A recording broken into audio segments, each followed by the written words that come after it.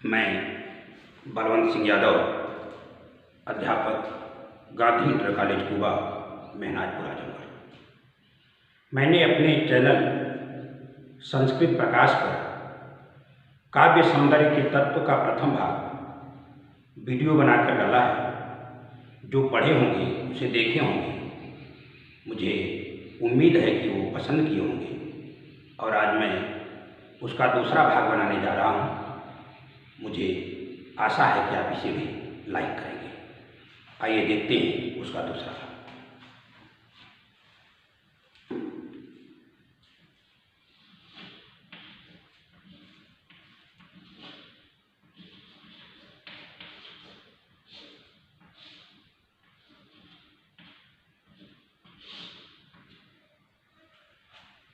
अनुभाव।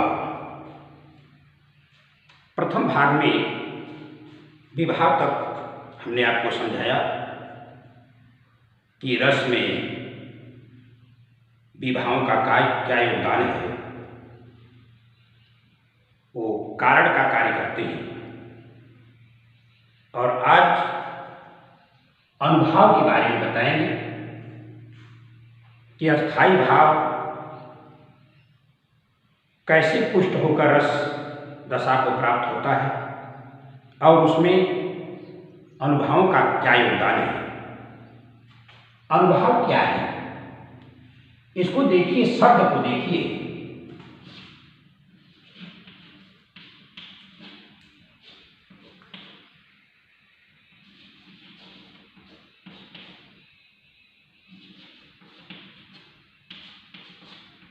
यह अनुभाव संस्कृत के अन उपसर्ग भू धातु और घय प्रत्यय के योग से बना है। अनु ये बता रहा है पश्चात, ये उपसर्ग है। मैं इसके बाद संस्कृत पर भी एक वीडियो बनाऊंगा, उसमें उपसर्ग आदि के बारे में आपको विधिवत जानकारी दी जाएगी। तो ये अनु उपसर्ग है जो पश्चात अर्थ का बोधक है। भू घय भावे घय प्रत्यय है भू धातु से। तो अनुभाव शब्द का अर्थ होता है वे भाव जो बाद में प्रतीत होते हैं, दिखाई देते हैं, जो अस्थाई भाव को विभाव जगा गए हैं। आश्रय के हृदय में अस्थाई भाव जग गया है तो आश्रय कौन सी चेष्टा कर रहा है, उन्हीं चेष्टाओं को हम अनुभव करते हैं। इसे परिभाषित रूप में प्रस्तुत किया जाए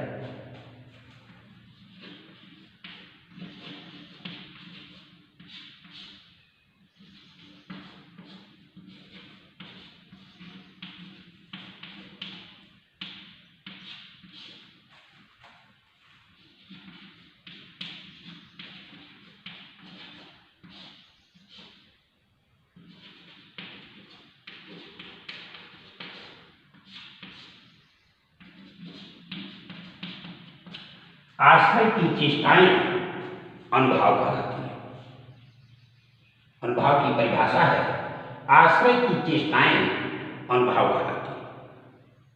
यहाँ एक बात ध्यान दीजिएगा, मैंने कल बताया था आश्रय, विषय, उद्दीपन, ये सब बताया था। तो आश्रय वह है जिसके हृदय में अस्थाई भाव जगता है और आलंबन का ही एक अंश है ये। तो ध्यान से समझिएगा, आश्रय की चेष्टाएं अनुभाव के अंतर्गत रखी जाती हैं और जो अवलंबन विषय मूल रूप से है उसकी चेष्टाएं उद्दीपन के रूप में रखी जाती हैं। आप उसको उदाहरण के तौर पर भी समझ सकते हैं। कल मैंने एक छोटा सा उदाहरण दिया था कि बालक सर्प को देखकर डर गया। अब आप ध्यान दीजिएगा, डरने के बाद भय नामक अस्थाई भाव जब जगता है बालक के हृदय में, तो उस अस्थाई भाव के जगने के बाद बालक कौन सी चेष्टा करता है? बालक का चीखना, चिल्लाना, लोगों को बुलाना, ये सब अनुभाव के अंतर्गत है। और सांप क्या कर रहा है? उसका लहराना, फुफकारना, ये सब उद्दीपन के अंतर्गत है। तो इसीलिए आपको हमने कहा अनुभाव क्या है। अनुभाव आश्रय की चेष्टाएं ही हैं। आश्रय की चेष्टाएं ही अनुभाव कहलाती हैं। अब इसको अगर ध्यान से देखें, एक संस्कृत के वाक्यांश में दे दूं,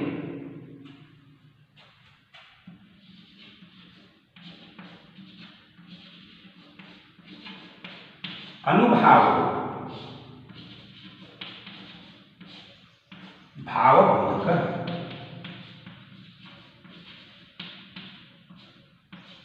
अनुभाव, ये अनुभाव क्या है? ये भाव के बोधक हैं, अस्थाई भाव को बताने वाले हैं। कौन सा अस्थाई भाव जगह है जो रस दशा को प्राप्त किया है, वो हमें अनुभाव से ही ज्ञात होता है। विद्वानों ने अनुभाव को अलग अलग श्रेणियों में इसको बांट दिया है, आश्रय की चेष्टाओं के अनुसार बांट दिया है। ध्यान से देखिएगा।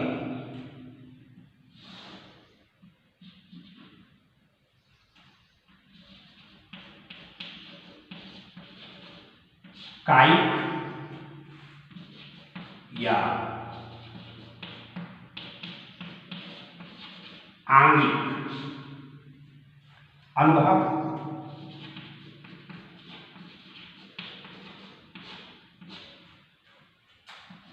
दूसरा है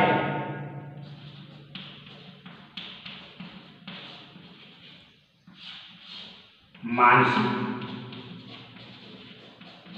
अनुभव, तीसरा है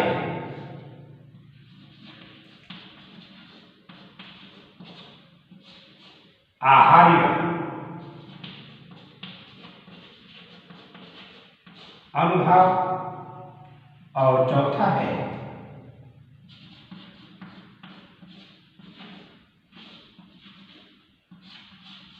सात्विक अनुभव।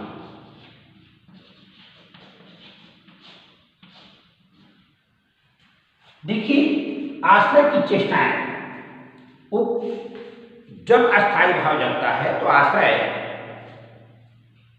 में क्या क्या परिवर्तन होता है, वो कौन सी चेष्टा करता है, उसके क्रियाकलापों को विद्वानों ने इस तरह से बांटा है। कुछ लोग 5 बताते हैं, मानसिक को भी रख देते हैं, तो समझने की बात है। अगर आप चाहें तो मानसिक, आहार, सात्विक, कायिक और इसके साथ वाचिक। वाचिक क्या है?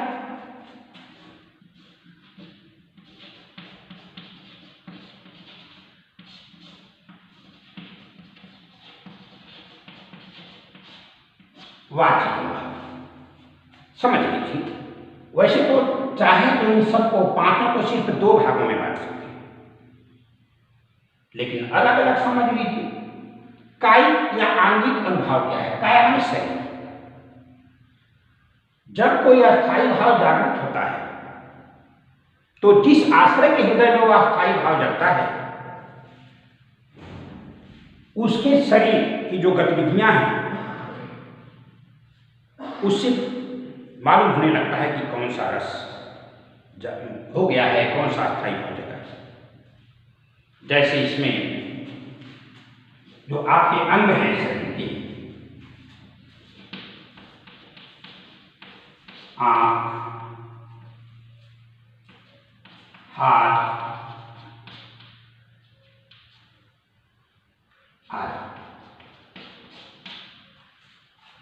आंखों से इशारा करना, हाथों से इशारा करना, जो भी है अंगों से बता देना, तमाम चीजें हैं। मानसिक क्या है? मन से प्रकट होने लगता है कि कौन सा अस्थायी भाव जगा है। जैसे आप इसके अंतर्गत हर्ष, क्रोध, विषाद आदि तमाम को आप रख सकते हैं।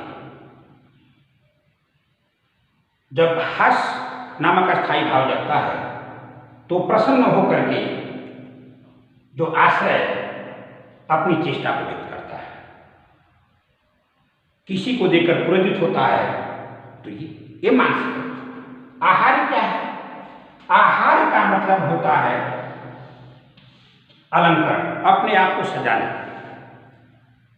अपनी वेशभूषा, यूं समझ लीजिए।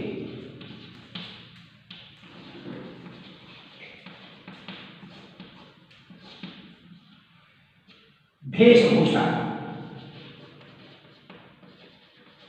या अलंकार,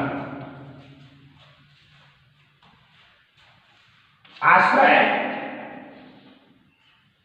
अपनी वेशभूषा को बदल लेता है। जो रस या जो अस्थाई भाव रस दशा को प्राप्त होता है, उसी के अनुकूल अपने आप को ढाल लेता है, अपनी वेशभूषा बदल लेता है। सात्विक क्या है? ये वास्तव में सत्व है। इसमें ये वो अनुभाव हैं जिन पर हमारा बस नहीं, जो हम जानबूझकर नहीं करते। ये सत्व तत्व है, प्राण तत्व है। आश्रय न चाहते हुए भी इन गतिविधियों को करने लगता है। और बताया गया कि जो सात्विक अनुभाव है ये 8 है। सात्विक अनुभाव को ही मूल रूप से, जैसे भरत मुनि ने, लोल्लक ने भी इसको स्वीकार किया कि सात्विक अनुभाव प्राण तत्व है, और यह जब रस दशा को अस्थायी भाव प्राप्त कर लेता है तो ये अनुभाव दिखाई देने लगते हैं। इसमें जो 8 हैं आप देख सकते हैं। अश्रु,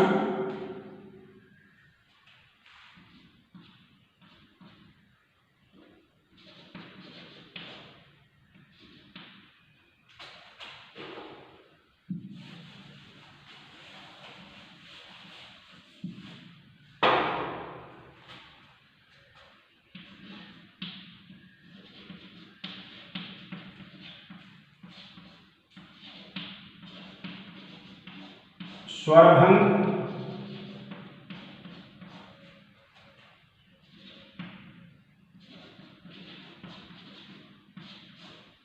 श्वेत,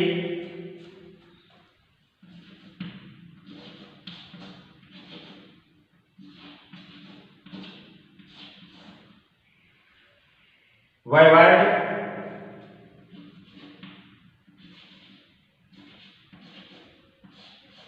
कम। ध्यान दीजिए, ये सब सात्विक हैं। इनमें आप जानबूझकर नहीं करते सर। अश्रु निकलने लगते हैं या जो आपका स्वर है वह भंग होने लगता है, आप बोलेंगे, घबरा कर बोलेंगे, हकलाने लगते हैं और पसीने पसीने हो जाते हैं। तो ये सब वैवाहिक का मतलब आप ध्यान दीजिएगा, जो चेहरे का रंग है वह उतर जाता है। जो चेहरे का रंग है वह बिल्कुल उतर जाता है, एकदम उड़ जाता है, फट हो जाता है, एकदम उसको हम वैवार्य कहते हैं।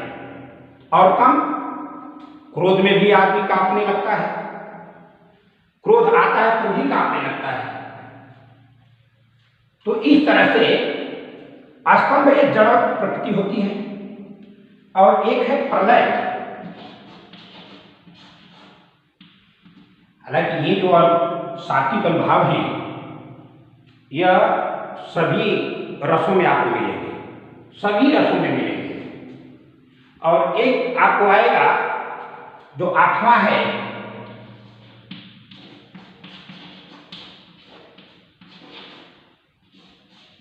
वह है रोमांच। ये अनुभाव है कायिक। जब रस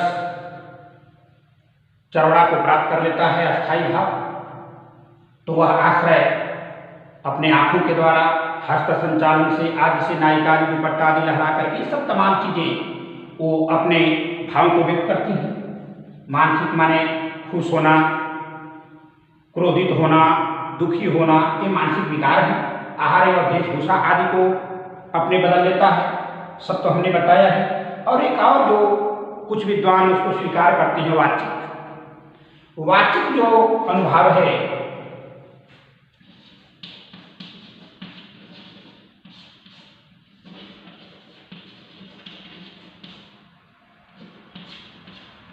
वाचिक वाचिक माने वाणी। यह वाचिक शब्द जो है, यह वाच है, वाणी। वाणी से वह आश्रय व्यक्त करता है कि भाई मैं डर गया, मुझे हंसी आ रही है, मुझे तुम पर क्रोध आ रहा है, तो वह जो अनुभाव है उसको वाचिक अनुभाव के अंतर्गत रखा जाता है। जो वाचिक अनुभाव है, वाणी से जो आश्रय व्यक्त करता है उन अस्थायी भावों को जो जगा है, तो आपका यह अनुभाव है। और इसके बाद एक संचारी भाव, जो रस के 4 अवयव हैं, आपको बताया गया, स्थायी भाव, विभाव, अनुभाव और चौथा है संचारी भाव। उसको देख लीजिए।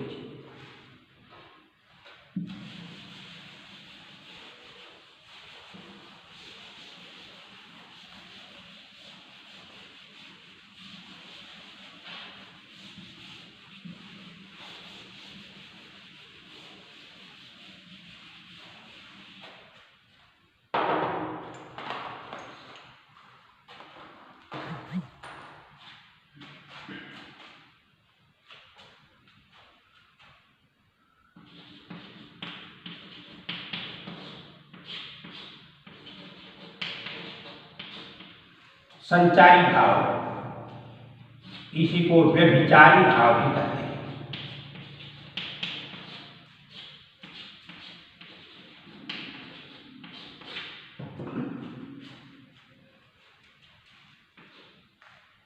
संचारी भाव, जिसे व्यभिचारी भी कहा जाता है, नाम क्या संचारी, ये संचरण करते हैं।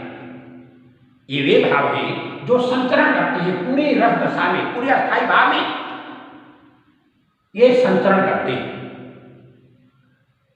और ये अनित्य होते हैं।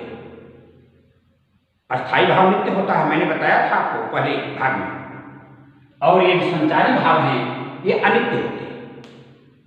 ये पानी के बुलबुले की तरह से होते हैं। जैसे पानी का बुलबुला उठता है, फिर वह जल में विलीन हो जाता है। इसे व्यभिचारी क्यों कहते हैं? क्योंकि एक जैसा नहीं रहता, हमेशा ये बदलता रहता है, इसलिए इसको व्यभिचारी कहते हैं।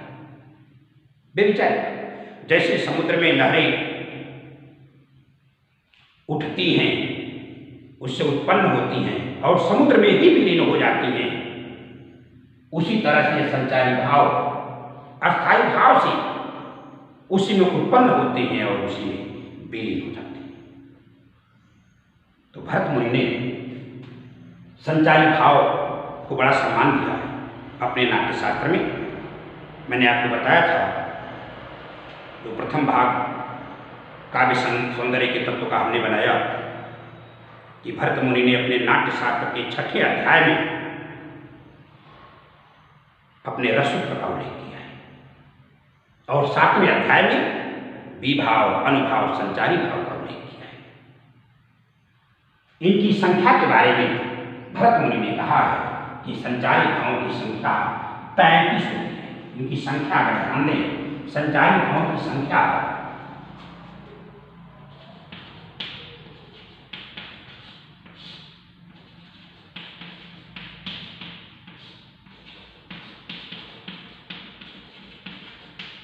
इनकी जो संख्या है वो 33 है। इनकी संख्या 33। आप चाहें तो 33 में लिख दे रहा हूं, आप लिख सकते हैं।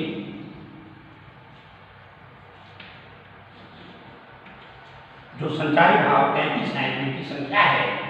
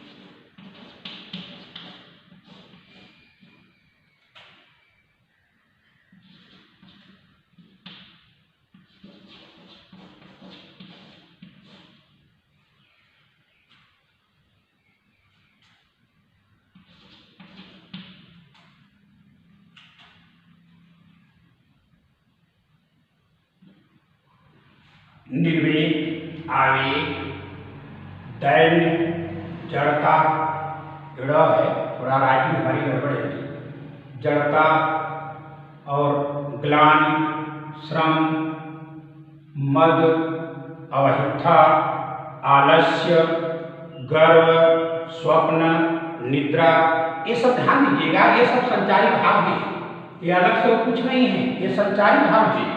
इनको आप देखेंगे तो संचारी भाव के अंतर्गत इनकी 33 संख्या है।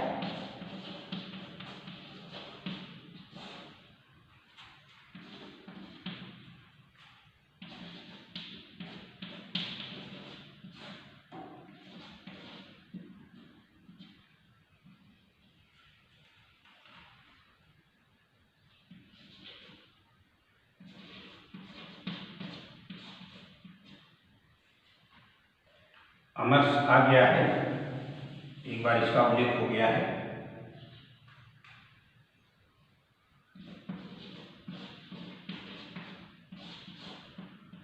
चिंता, ये प्रायः सभी रसों में जो संचारी भाव है, ये सभी रसों में आपको पाए जाएंगे, सभी रसों में मिलेंगे, सभी रसों में ये संचित होते रहते हैं।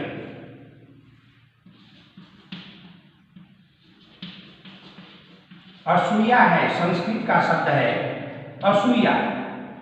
असूय शब्द है संस्कृत का, जो ईर्ष्या द्वेष से जो रहित है वो असूय शब्द है।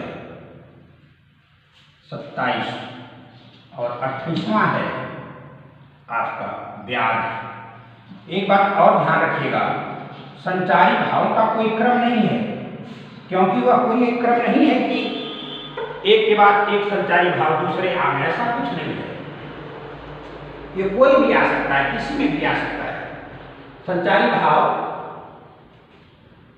ये हर रस में न जाने कब किसको चिंता हो जाए। उन्माद, हर्ष, विबोध ये सब, और संत्रास। संत्रास भी है, यह अस्थाई भाव जो संत्रास है, मोह है, चिंता है, व्याधि है, ये आप देखेंगे तो ये सब अस्थाई भाव पूरे रस में, ये जो संचारी भाव हैं पूरे रस में, पूरे अस्थाई भाव में संचरित होते रहते हैं। ये घूमते रहते हैं, ये रुक नहीं सकते। आलस्य भले लिखा हुआ, लेकिन आलस्य का मतलब यह मत समझिएगा कि एक जगह पर रुक गए, वो रुकते नहीं हैं, वो घूमते रहते हैं, चलते रहते हैं।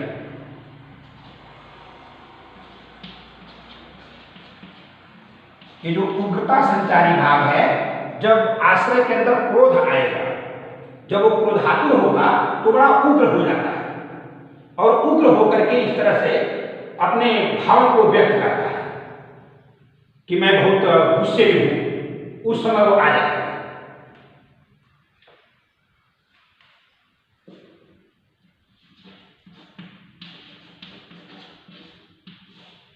मति, ये मति का मतलब सिर्फ बुद्धि मत समझिए। जब तर्क वितर्क में व्यक्ति फंसता है तो इसका आगमन होता है। जैसे आप वितर्क यहाँ पर आया है, ये कोई जरूरी नहीं कि एक अस्थायी भाव में एक ही संचारी भाव हो। अस्थायी भावों की संख्या तो निर्धारित है, एक अस्थायी भाव से एक ही रस निकलता है, लेकिन एक अस्थायी भाव में तमाम संचारी भाव निकलते रहते हैं, आते रहते हैं। तो ये संचारी भावों की जो संख्या आप देख रहे हैं, हमने लिखा है निर्वेद, आवेग, दैन्य, जड़ता, ग्लान, श्रम, मद, अवहिथा। ये क्या है? अवहिथा का है, ये नाटक में इसका ज्यादा प्रयोग हुआ है। अवहिथा में इसका प्रयोग बहुत ज्यादा है। और कभी कभी आप देखेंगे, चाहे वो श्रृंगार हो, चाहे करुण रस हो, एक मोह नामक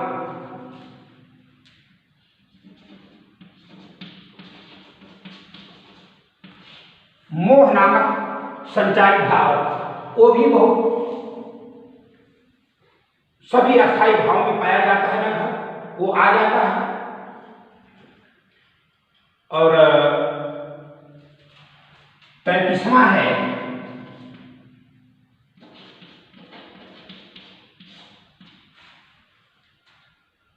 तो इस तरह से आप देखेंगे कि जो ये अस्थायी भाव हैं सब में, सभी रसों में मिलेंगे और संचित होते रहते हैं।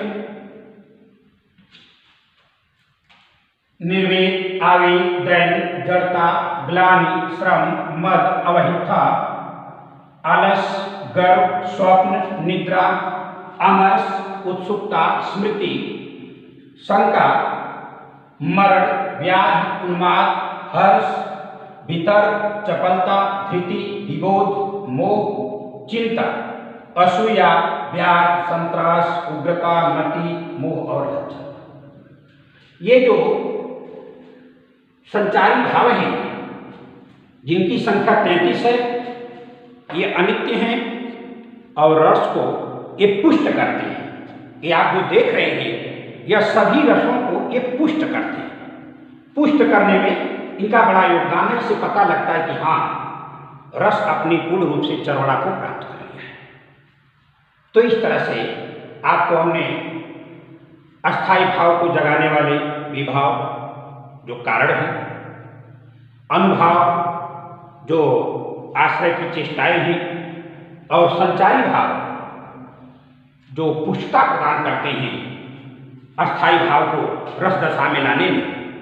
ये तीन बताए, और तीनों ही बहुत ही महत्वपूर्ण हैं जो अस्थायी भाव को जगा करके रस दशा को प्राप्त करते हैं। इस तरह से जो आपके रस हैं, अस्थायी भाव को रस तक बनने की प्रक्रिया में ये भरत मुनि का जो रससूत्र है, विभाव अनुभाव संचारी के सहयोग से रस की निष्पत्ति होती है।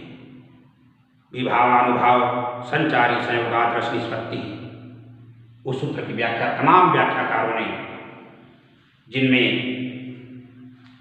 भट्टलोल्लट, शंकुक, भट्टनायक, अभिनवगुप्त, तमाम जो रसाचार्य हैं, रस सिद्धांत को मान्यता दी है, उन्होंने उस सूत्र की व्याख्या किया है।